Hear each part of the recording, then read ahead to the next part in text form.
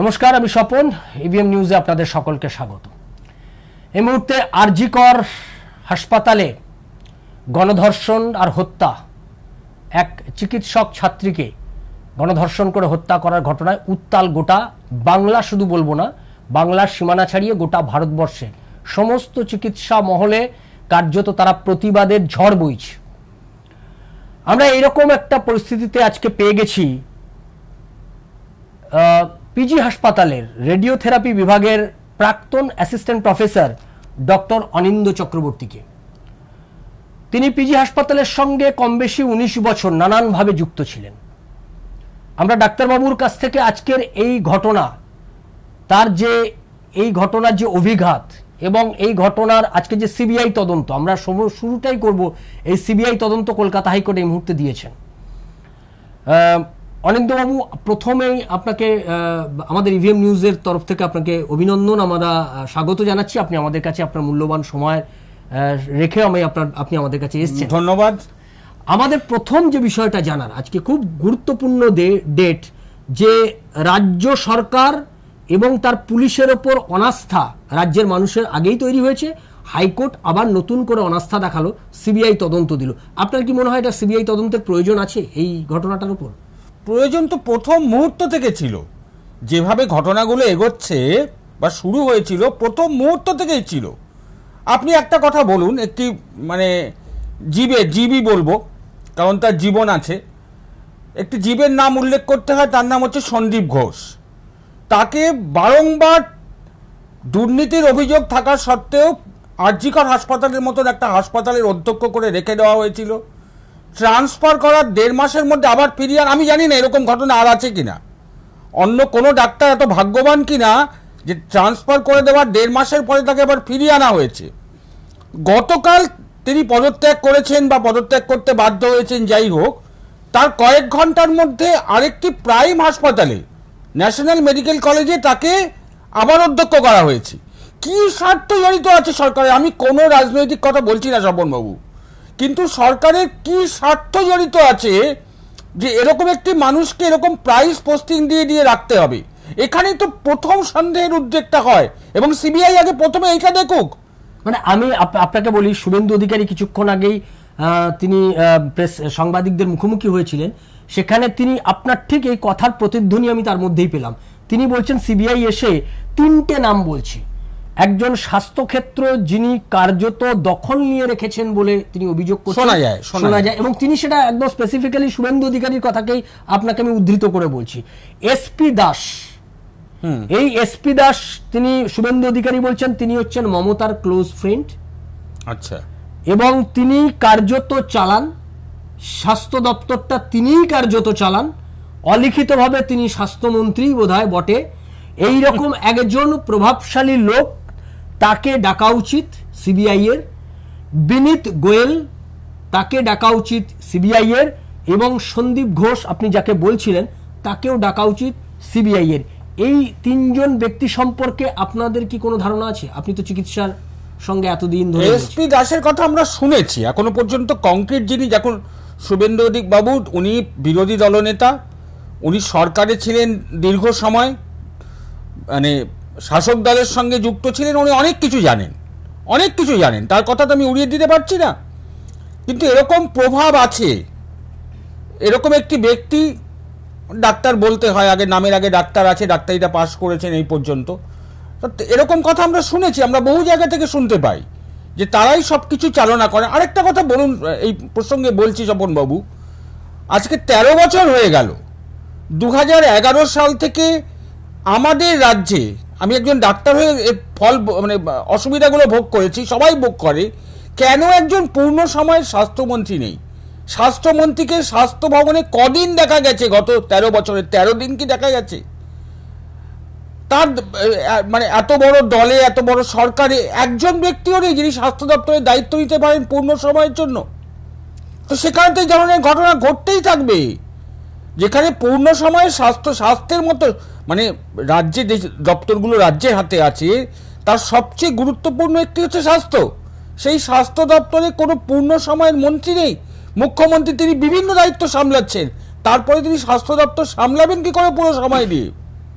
এই যে ঘটনাটাতে আমরা আজকে কলকাতা হাইকোর্টও তার অবজারভেশনে বলছে বিনীত গোয়েল এই তার ব্যাপারে আজকে কলকাতা হাইকোর্টে আইনজীবীরা বিকাশ রঞ্জন ভট্টাচার্য, ফেরদৌস শামীম, কৌস্তব বাগচিরা, তারা এই ফিরোজ এডুলজি, এই সমস্ত বিশিষ্ট আইনজীবীরা আজকে বলেছেন যে এখানে সম্ভবত যে এভিডেন্স, এই এভিডেন্সগুলোকে নষ্ট করা হয়েছে এবং করার চেষ্টা চলছে।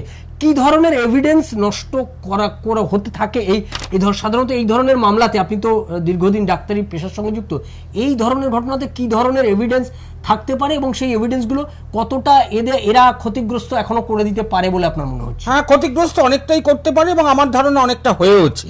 আচ্ছা, এবার কথা হচ্ছে, ধরুন একটা ঘরে ঘটনাটা ঘটেছে, ধরে নেওয়া হচ্ছে আমাদের, সেই ঘরের মধ্যে এমন কিছু পড়ে থাকতে পারে, যারা আক্রমণকারী তাদের জামা কাপড়ের অংশ, শরীরের কোনো অংশ, মানে কিছু একটা পড়ে থাকতে পারে, পায়ের ছাপ থাকতে পারে, যারা মানে যে মেয়েটি অত্যাচারিত হয়েছে, আমার ছাত্রী কি বলবো স্বপনবাবু, ওদের তো আমি পড়িয়েছি, ওকে আমি চিনতাম না কিন্তু ওদের মধ্যে তো পড়িয়েছি, আমার ছাত্রী, আমার ঘরের মেয়ে, যাই হোক, সে যখন আক্রান্ত হয়েছে, ঘটনাটা বলতেও খারাপ লাগছে, যখন আক্রান্ত হয়েছে তখন সে প্রতিরোধ করেছে, তখন যারা আক্রান্তকারী তাদের গায়ে কিছু চিহ্ন থাকবেই, এবং যেভাবে আক্রমণটা হয়েছে, যেভাবে পোস্টমর্টেম রিপোর্ট থেকে আমরা যা জানতে পারছি, কেউ বিশ্বাস করবে না, ডাক্তার হওয়ার দরকার নেই, এই ধরনের ঘটনা একজনের পক্ষে ঘটানো সম্ভব নয়।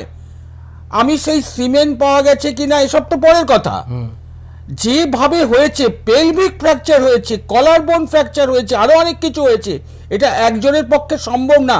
সেখানে পুলিশ কিভাবে একজনকে ধরে নিয়ে নিশ্চিন্ত রইল? আর একটা ঘটনা, একটা সেমিনার রুম, আমি আরজি কলেজ সেমিনার রুম দেখেছি, সেমিনার রুমে কিছু চেয়ার আছে, একটা টেবিল আছে, এই পর্যন্ত মোটামুটি, তাও চেয়ারগুলো ছড়ানো ছেটানো থাকে। সেই ঘরের মধ্যে থেকে 24 ঘন্টা লাগলো একটা হেডফোন বার করতে, এবং হেডফোনটা যে পাওয়া গেছে তার ভিডিও এভিডেন্স কোথায়? হেডফোনটা যে ওখান থেকেই পাওয়া গেছে, ওটাকে যে প্লান্ট করা হয়নি, তার ভিডিও এভিডেন্স কোথায়? এখানেই তো পুলিশের ভূমিকা প্রশ্নে এসে যায়। সবচেয়ে বড় কথা, মেয়েটির বাড়িতে কে কার মদতে জানালো যে মেয়েটি আত্মহত্যা করেছে? যা বর্ণনা আমরা পেয়েছি, আমরা তো বিভিন্ন লোকজনের কাছ থেকে শুনেছি, ওদের মানে আরজি কলেজে যারা আছে তাদের কাছ থেকেও শুনেছি, যে অবস্থায় মেয়েটিকে উদ্ধার করা হয়েছিল, একজন মানে যে কিছুই জানে না সেও বলে দিতে পারবে এটা কখনো আত্মহত্যা না। তার পরের কথা, এটা আত্মহত্যা এইভাবে হতে পারে না। অথচ তাকে কোনো প্রমাণ ছাড়া, কোনো কিছু ছাড়া, তার বাবা মাকে, তার বাড়ির লোককে কে জানালো, কার মদতে জানালো? এখানে পুলিশ কি তার দায়িত্ব কোনোভাবে এড়াতে পারে? শুধু এড়াতে পারে তা নয়, এর মধ্যে যে পুলিশের কোনো অভিসন্ধি ছিল সেটা বোঝা যায়। কিন্তু এখানে একটা প্রশ্ন উঠছে, এটা ঠিক এখনো সবটা পাবলিক ডোমেনে আসেনি, কিন্তু একটা কথা উঠছে যে এই হাসপাতালকে কেন্দ্র করে একটা সিন্ডিকেট রাজ তৈরি হয়েছিল, এবং সেই সিন্ডিকেট রাজ থেকে বিপুল পরিমাণ টাকা বা মান্থলি উঠত, এবং তার একটা বড় টাকার ভাগ সন্দীপ ঘোষ পেতেন, এই অভিযোগ উঠেছে, এবং তিনি দুর্নীতিগ্রস্ত। এই যে আপনি বললেন যে ডাক্তার বলতেই হয়, আমি গতকাল দেখলাম প্রেস ক্লাবে কনফারেন্স করেছে ডাক্তাররা, তারা বলছেন সন্দীপ ঘোষকে আমরা ডাক্তার বলি, আমি মনে করি না, এবং তারা বলছেন তিনি অনেক বিদ্বান হতে পারেন, পণ্ডিত হতে পারেন, তার ডিগ্রি আমি জানি না তার ডিগ্রি কি, কিন্তু ডিগ্রি তো ভালো রকমই আছে, না হলে তিনি এই পজিশনে আসতে পারতেন না। আমি মনে করি না, আমি তাকে মানুষ বলেই মনে করি না, ইনফ্যাক্ট পশু বলেও মনে করি না, আমি মনেই করি না। তার আগে ডাক্তার উপাধিটা রাখা মানে অনেক বড় বড় ডাক্তার, আমি খুব ছোট ডাক্তার, অনেক বড় বড় ডাক্তার যারা সত্যি মানুষের সেবা করেছেন সারা পৃথিবীতে, তাদের অপমান করা। এবার এইটা বলুন যে এই যে একটা বড় সিন্ডিকেট, আমরা সন্দীপ ঘোষের গতকাল সোশ্যাল মিডিয়াতে ছবি পেয়েছি, তিনি তৃণমূল কংগ্রেসের সবুজ আবির মেখে মিছিল করছেন, তিনি তৃণমূল কংগ্রেসই করতেন বোঝা যাচ্ছে। এই সিন্ডিকেট, তৃণমূল কংগ্রেস মানে সিন্ডিকেট, সেটা শাহজাহান হোক আর সন্দীপ ঘোষই হোক, সবাই সিন্ডিকেটের একটা মাথা হয়ে যাচ্ছে, যুক্ত হয়ে যাচ্ছে। এখানে কি কোনো সিন্ডিকেট এরকম সম্ভব, এরকম হাসপাতালকে কেন্দ্র করে? হ্যাঁ, 100% সম্ভব।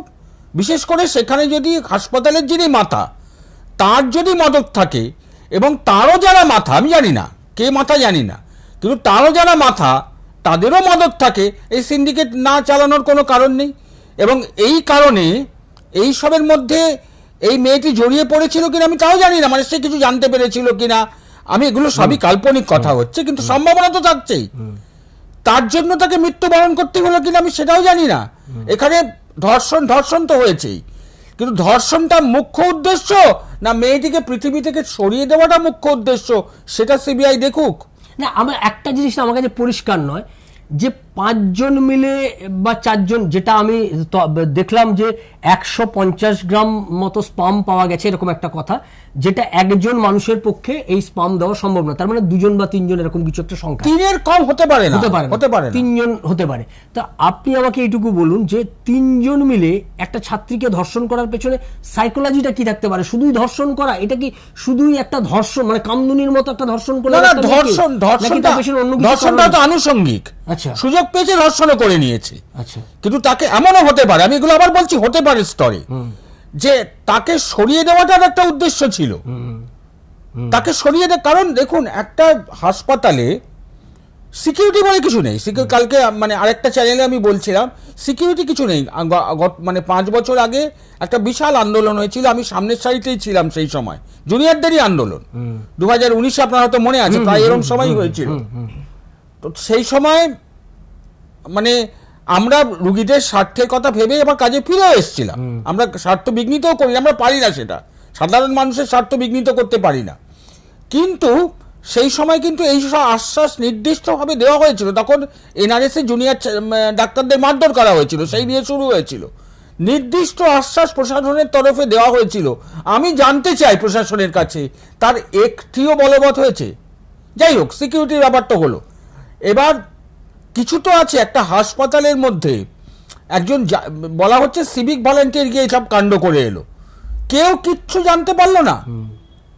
কাকে এরা বোকা বানাতে চাইছে? আমরা হাসপাতালে কাজ করিনি, আপনি কখনো হাসপাতালে যান না, আপনার প্রাথমিক বুদ্ধিটুকু তো আছে। আমরা বিরাট বুদ্ধিমান নই এদের মতন, কিন্তু কিছু তো বুদ্ধি আছে, কিছু তো অভিজ্ঞতা আছে।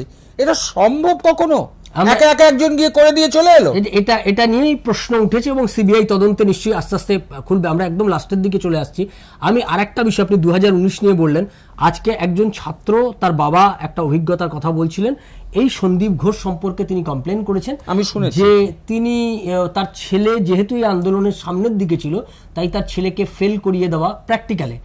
থিওরিতে তার ছেলে 75% এরকম স্কোর করছে, কিন্তু প্র্যাকটিক্যালি তাকে কম নাম্বার উদ্দেশ্য প্রণোদিত হবে, এবং সেই কাজগুলো তিনি করেছেন। মেন্টালি টর্চার করা যায়, তার ছেলে একদম সুসাইড করতে চলে যাচ্ছিল, আত্মহত্যা করতে যাচ্ছিল।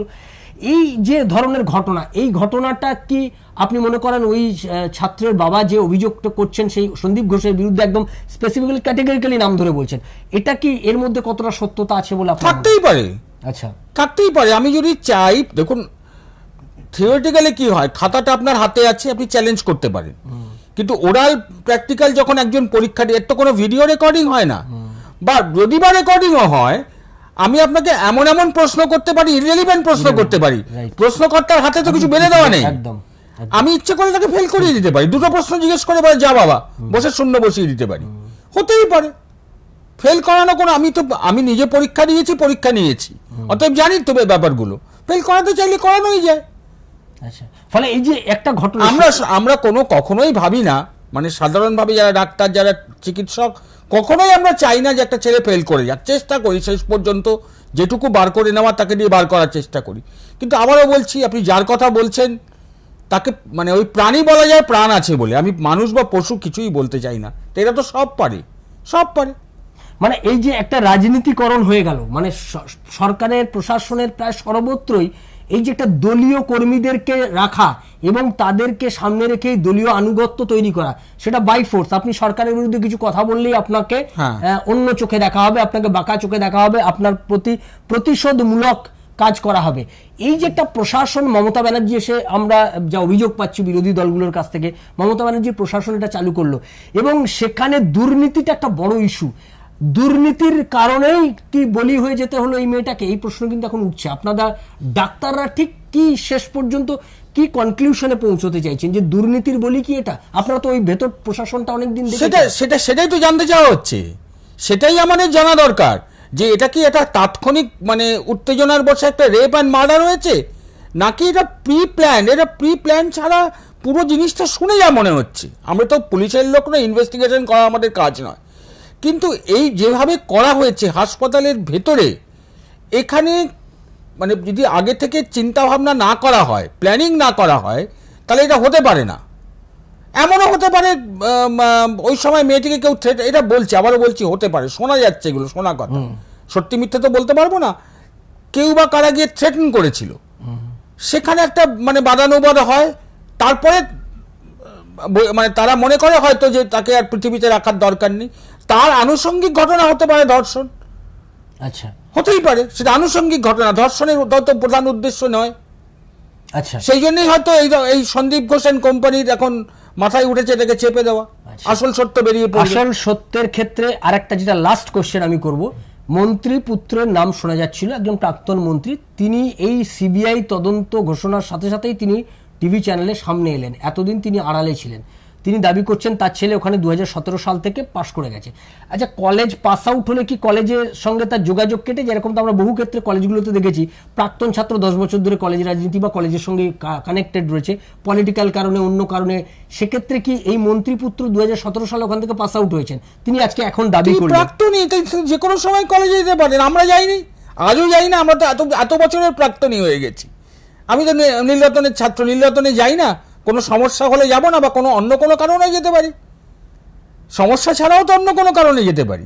কলেজের প্রাক্তনী, সে কলেজে থাকতেই পারে, উড়িয়ে দেওয়া যায় কি করে? আচ্ছা, ফলে আমরা এই গোটা বিষয়টা ডক্টর অনিন্দ্য চক্রবর্তীর কাছ থেকে জেনে নিলাম যে এই গোটা যখন সিবিআই তদন্ত যখন কলকাতা হাইকোর্ট তিনি দিলেন, কলকাতা হাইকোর্টে মহামান্য বিচারপতি, প্রধান বিচারপতি টি.এস. শিবজ্ঞানমের বেঞ্চ, তখন আমরা দেখতে পাচ্ছি যে এই বিষয়টাতে আমরা শেষ একটা বিষয় একটু অনিন্দ্যবাবুর কাছ থেকে জেনে নেব। উনি আমাদেরকে বলুন যে এর শেষ কি হতে পারে, এই ক্ষেত্রে শেষ কি হতে পারে, এটা দিয়ে আমরা আমাদের আজকে অনুষ্ঠান শেষ করে ফেলবো। আপনি যেটা বলতে চাইছেন। শেষ, স্বপনবাবু, কিছু বলা তো যায় না। যদি সত্যিকারের ইনভেস্টিগেশন হয়, যতই প্রমাণ লোপ হোক, সব প্রমাণ লোপ করা যায় না, এটা আমি বিশ্বাস করি। এটা মানে আগাথা ক্রিস্টির লেখাতেও আছে, অপরাধ বিজ্ঞানীরাও বলেন যে সব প্রমাণ লোপ করা যায় না। যদি মানে সার্বিকভাবে চেষ্টা হয়, সিবিআইকে সাহায্য করা হয়, ঠিকভাবে ইনভেস্টিগেশন করা হয়, সবটা না বেরোলেও কিছুটা বেরোবেই।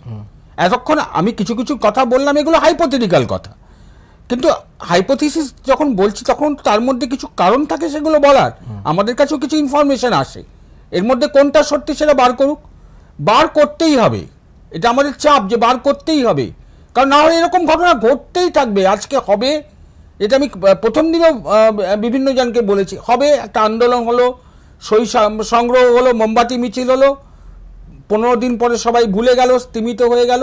সরকার এটা জানে, সরকার এটা জানে যে কিছুদিন ওটাকে টেনে নিয়ে যায়, তারপরে এটা স্তিমিত হয়ে যাবে, সবাই সব ভুলে যাবে, ঘটনা মিলে যাবে, আবার 1 বছর পরে আরেকটা ঘটনা ঘটবে, সেটা অন্যভাবে যে কোনোভাবে ঘটতে পারে। তো সেটাকে মানে করা উচিত, এবং সেটা আমাদের সবার পক্ষ থেকে। আজকে আমি একটা আবেদন অনেককে করেছি যে সমাজের কথা ভাবার দরকার নেই, ডাক্তারদের কথা ভাবার দরকার নেই, কিচ্ছু করতে হবে না। আপনার ঘরে ছেলে আছে, তার মাথায় লাঠির বাড়ি পড়তে পারে, আপনার ঘরে মেয়ে আছে, তাকে টেনে নিয়ে যেতে পারে, এইটা ভেবে, নিজের কথা ভেবেই এগিয়ে আসুন, অন্তত মুখটা খুলুন। যারা মুভমেন্টটা করছে তাদের সত্যিকারের মুভমেন্ট করছে, এর মধ্যে আবার অনেক গন্ডগোল আছে, সত্যিকারের মুভমেন্ট করছে তাদের পাশে গিয়ে দাঁড়ান, আওয়াজটা তুলুন। আমরা এখানে কোনো সরকার গড়তেও আসেনি, সরকার ফেলতেও আসেনি, কিন্তু ন্যায় বিচার পেতে এসেছি। তার জন্য সরকারের উপর যেটুকু চাপ সৃষ্টি করার আমাদের করতেই হবে। আর একটা কথা স্বপনবাবু, এটা অনেক সময় এই কথাটা আসে, আর বেশি বলতে ইচ্ছে করে না, যে আপনারা একটা কথা ব্যবহার করেন না, বুদ্ধিজীবী, তা আমি একটু বাংলা টাংলা হয়তো কম জানি, হর্ষৌকার মানে ইকারের একটু গন্ডগোল হয়ে যায়, তা আমি কথাটা মানে বুদ্ধজীব বলে ফেলি আর কি অনেক সময়, মানে একটু হর্ষইকারের দীর্ঘ ইকার একটু বাদ এদিক ওদিক হয়ে যায়। তারা কোথায়, তারা কোথায়? তারা অনেকে মানে কথায় কথায় পকেট থেকে মোমবাতি বার করেন, তারা আজকে কোথায়? একজন বিখ্যাত কিসব পুরস্কার, নোবেল পুরস্কার পাওয়া একজন ভদ্রলোক আছেন, তিনি মাঝে মধ্যে দেশে আসেন, তার দেশের প্রতি তার কি কন্ট্রিবিউশন কেউ জানে না, কেউ জানে না। তিনি মাঝে মাঝে আমেরিকা থেকে এখানে এসে কথা বলেন, কোথায়? তার তো নাতনির বয়সী, নাতনির থেকেও ছোট একটি মেয়ের প্রাণ চলে গেল এইভাবে, কোথায় তিনি? তিনি দেশকে কিভাবে সমৃদ্ধ করছেন, বাংলাকে কিভাবে সমৃদ্ধ করছেন? কোথায় আমার প্রিয় লেখক শীর্ষেন্দু মুখোপাধ্যায়, যার লেখা পড়ে একদিন মানে মাথায় আগুন জ্বলতো, সেই শীর্ষেন্দু বাবু কোথায়? কোথায় নচিকেতা, যার গান শুনতে একদিন সত্যিই ভালোবাসতাম, আজকে পুরস্কার নিয়ে চুপ। হোক, আরেকবার কলম ধরুন না, আরেকবার গলাটা খুলুন না, আসুন না এগিয়ে। অনিন্দ্যবাবু তিনি আবেদন করলেন, আমি জানি না এই আবেদনে কুম্ভকর্ণের ঘুম ভাঙবে কিনা, তবে এটা বোঝা যায় যে বুদ্ধিজীবীদের বিষয়ে সকলেই বলেন তারা এখন কার্যত শুভেন্দু অধিকারীর শব্দ ধার নিয়েই বলি, তারা ভাতাজীবী এখন তারা হয়ে রয়েছেন। ন্যাচারালি তাদের আন্দোলনটাও একটা নির্দিষ্ট পরিসর পর্যন্ত, যতক্ষণ মমতা ব্যানার্জি বিপদে না পড়েন ততক্ষণ পর্যন্তই তারা আন্দোলন করেন। যখনই দেখেন আন্দোলন এবার একটু বাড়লে মমতা ব্যানার্জি বিপদে পড়ে যাবে, তখন আর আন্দোলনটাকে তারা এগিয়ে নিয়ে যান না। এটা তাদের বিরুদ্ধে বলা, এই অভিযোগটা এখন বারবার বিগত 12-13 বছর ধরে বারবার দেখেছে, বাংলার মানুষ অভ্যস্ত হয়ে গেছে। ফলে তাদের ওপর আর খুব একটা বাংলার মানুষের যে আশা আছেন, আমি এরকমটা আমরা কেউ মনে করি না। এবং এটা ঠিক। এবং অনিন্দ্যবাবু তিনি একদম অরাজনৈতিক একজন ব্যক্তিত্ব, তিনি একজন ডাক্তারবাবু প্রফেশনে, ফলে তিনি একটা আবেদন করেছেন। শুভেন্দু অধিকারী আরেকজন আবেদন করেছেন আজকে। আপনারা জানেন যে শুভেন্দু অধিকারী তিনি আবেদন করেছেন যে আসুন সকলে মিলে আসুন, ঝান্ডা ছেড়ে নবান্ন অভিযানের দিকে যাই। আমরা সেই সমস্ত বিষয়গুলোর উপর নজর রাখবো। অনিন্দ্যবাবুরা যে আবেদন করছেন, শুভেন্দু অধিকারীরা যে আবেদন করছেন, এই সমস্ত আবেদনের দিকে আমাদের চোখ থাকবে। বাংলা আগামী দিনে কোন পথে চলে আমাদের সেদিকে নজর থাকবে। আপনাদের নজর থাকুক ইভিএম নিউজের পর্দায়। ইভিএম নিউজ আপনার কথা বলে। নমস্কার। নমস্কার।